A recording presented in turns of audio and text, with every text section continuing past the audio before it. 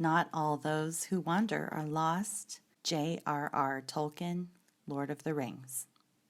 Hello, love. My name is Jennifer Laurel Keller, and this is Open Studio, my show where I help you gain more creative confidence and live a more artistic life. I'm an artist and instructor living in Sacramento, California. Together at my studio and on creative field trips, we'll explore inspiration, art supplies, techniques, and business secrets so that you can bring more joy and success into your creative practice. Today is going to be all about artist dates and why they're essential to your art practice.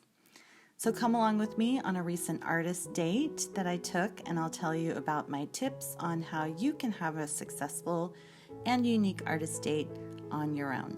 First off, what is an artist date? I believe that it's any activity that nourishes your soul, preferably done alone and outside of the house. We only have so much creativity stored up in our inner well, and eventually we need to seek inspiration in order to fill the well back up. So if you ever feel like you've been working too many days in a row, or that you've been caught in a hustling mindset, or that you just haven't seen the light of day for a while, it's definitely time for you to take yourself on an artist date. This can be any activity that brings you joy. I took my recent artist date in the foothills in Amador County, which is about an hour away from where I live in Sacramento. It was the day of the winter solstice, which felt very appropriate for filming the premiere episode of Open Studio because it marks a new beginning when it's the darkest day of the year. And from that point on, all of the following days will get longer and have more light. So it was symbolic for me to honor the solstice and the new year by getting out in nature. I set an intention for this date, which by the way, you don't have to do, but I decided to have a theme for the day where I paid attention to color. And I have color on my brain because I just finished filming my new online class, Color Quest, where I share an in-depth look at color mixing and color theory with acrylic paint. And I'll tell you more info about that later and leave some links down below as well. So my theme was color, and I wanted to really pay attention to what colors are present in the environment during this fairly dormant time of year. And I must say, it made the day a whole lot more fun. Not only did I let myself wander and discover different colors, but they became a little guide for the day that beckoned me to stay in the moment and look closely at my surroundings. I also discovered a lot of gorgeous shapes and textures that came along with the colors of the season. So it was a bigger package than just looking at color alone, which was awesome. So now I would like to offer you 10 tips on how to plan for a successful artist date, whether you go spontaneously or plan ahead. So number 1 is decide where to go. Do you want to stay local, regional? Do you want to take a day trip or a weekend trip or a full vacation? Do you want to go somewhere in the city or the country or wilderness? So for me, I live in the city, but I'm a country girl at heart. So I like to go out in nature. It's where I get the most inspiration, and then I like to stop at a small town and have a meal and soak up a little country charm. I also like to be spontaneous rather than plan well in advance. Usually, I plan trips to go on in advance with other people, but for my artist dates, I'll go somewhere that I can get there and be back within a day and won't require me to find accommodations. Number 2 is go alone, but stay safe. I recommend that you have an artist date only with yourself and no one else comes along, because when we're alone, we can follow our every whim.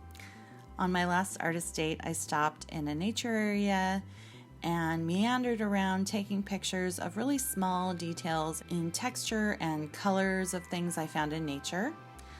And if I had a buddy with me, I might have felt self-conscious or like I had to hurry up so that my companion wouldn't be bored. So no matter how much we know and understand that we shouldn't worry about what other people think, we will still censor ourselves with the company of other humans.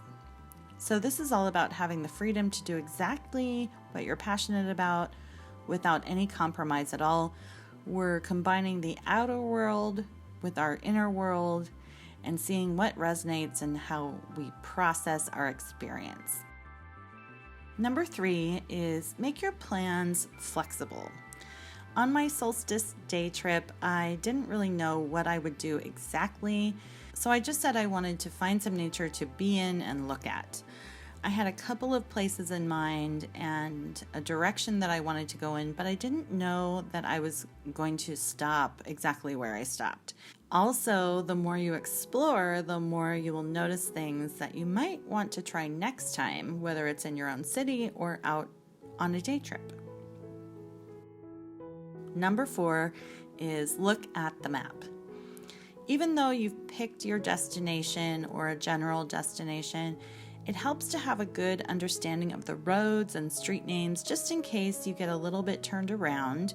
You'll be able to recognize your location more easily if you've already looked up a few major streets and highways. Number 5 is look at the weather.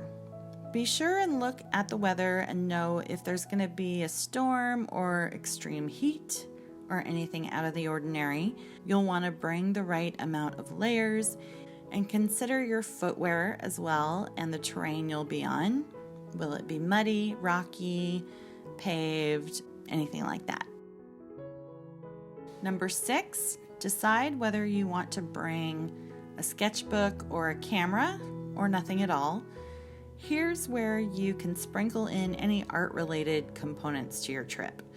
Technically, artist dates don't have to do with collecting any imagery or documenting anything at all. You might just want to experience beauty and soak it in while completely unplugging from your technical art practice. Personally, I like to have a camera so that I can see any references that I can later incorporate into my artwork. You can also bring a sketchbook or a little paint set and make some art while out in the field, which is also a lot of fun and a way to rely on non-electronic ways of being creative and interpreting your surroundings. Number 7 is bring other types of supplies.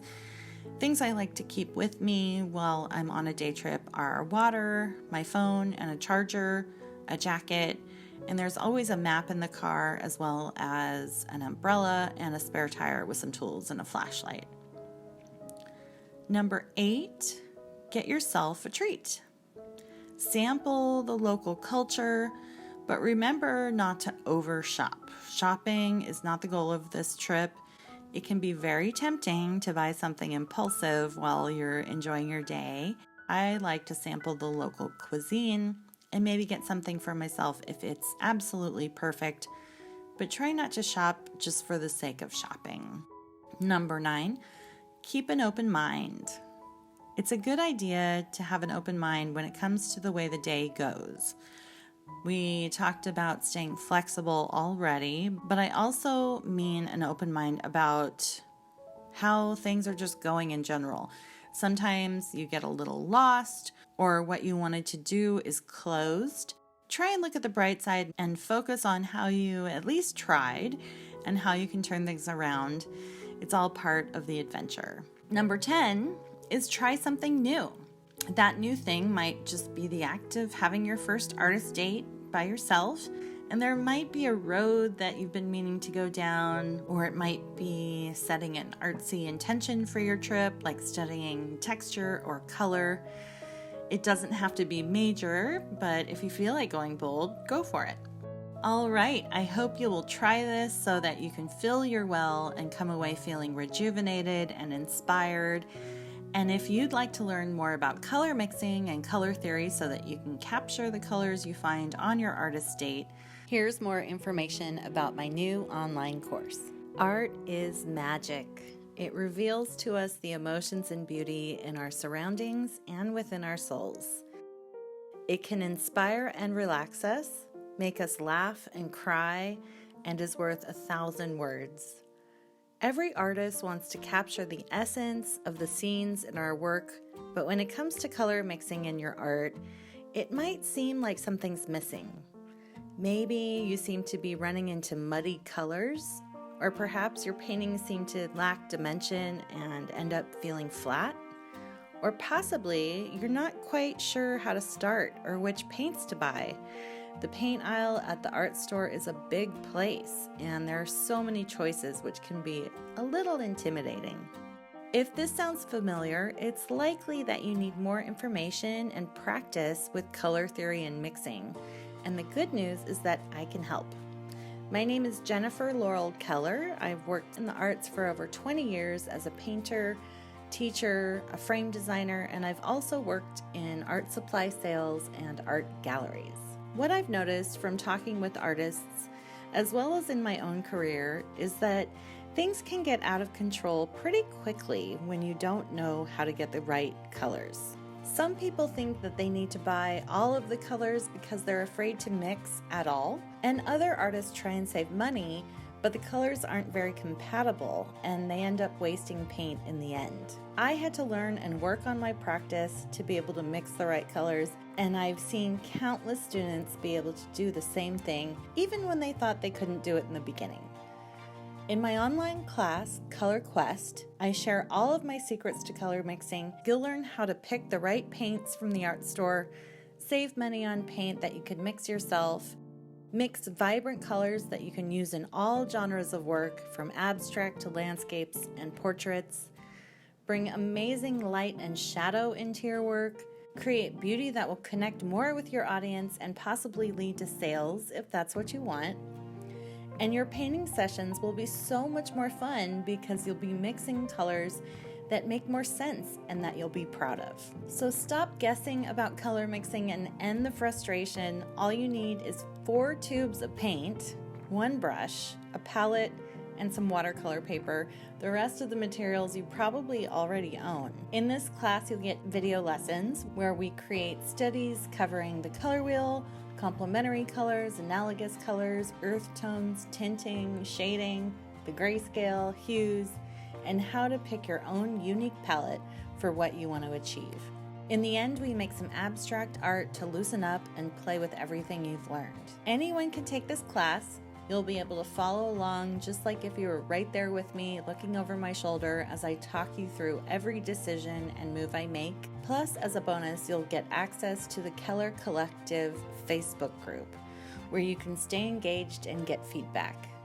I offer a 30-day money-back guarantee, so there's no risk at all. So come with me on a color quest, and I promise you breakthrough after breakthrough will get you on the course for mixing color and light with more joy and ease. I'll see you there.